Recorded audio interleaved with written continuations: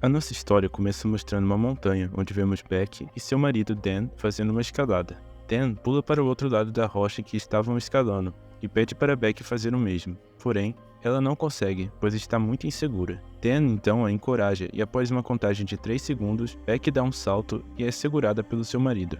Após isso, os dois se beijam e então conhecemos Hunter, uma amiga do casal que também está escalando a montanha. Hunter é muito habilidosa e consegue escalar até mesmo sem usar os ganchos de segurança. Eles continuam escalando normalmente, até que Dan acaba prendendo seu gancho na toca de um pássaro, o qual se assusta e acaba fazendo Dan despencar e ficar pendurado pela corda. Dan, então, grita para Beck liberar um pouco mais de corda, para que assim ele pudesse se balançar até a parede da montanha de novo. Porém, ao fazer isso, o gancho de Dan acaba se desprendendo, fazendo o mesmo cair fatalmente do precipício. Um ano se passa, e vemos que Beck ainda está em luto pela perda do seu marido. Ao sair de um bar, ela encontra o seu pai, o qual tenta convencer de superar esse acidente e seguir em frente com a sua vida. Porém, isso acaba irritando Beck, e ela vai embora deixando seu pai ali. Mais tarde, Beck acaba novamente entrando em desespero pela perda de seu marido. Porém, ela recebe a visita de Hunter, a sua amiga a qual não via há muito tempo. Hunter então diz que estava ali a pedido do pai de Beck, pois o mesmo havia dito que ela era a única pessoa que poderia ajudar sua amiga. Hunter começa a mostrar imagens de uma torre muito alta e diz que estava planejando escalá-la no final de semana. Ela então propõe que Beck se junte a ela nessa escalada, para que assim, lá no topo, elas pudessem liberar as cinzas de Dan e finalmente superar aquele acidente. Beck de início não concorda, porém no dia seguinte, ela acaba mudando de ideia e decide se juntar a Hunter. As duas garotas então preparam seus equipamentos e partem para a estrada. No caminho, Beck estava mexendo no celular de Hunter e encontra uma foto dela onde a mão de um homem podia ser vista no canto. Ela então pergunta de quem era aquela mão, mas Hunter diz que era apenas um ficante e que não era nada demais. Mais tarde, as duas decidem parar numa lanchonete para comer alguma coisa e aproveitam para perguntar à garçonete onde ficava a torre. Ela diz que a torre ficava logo ali na frente, na direção daquela luz vermelha. Hunter conta para Beck que essa já foi uma das torres mais altas dos Estados Unidos e que a mesma possui mais de 600 metros de altura. Ela também conta que agora havia se tornado uma influenciadora digital de esportes radicais. Em seguida, Beck precisava carregar o seu celular,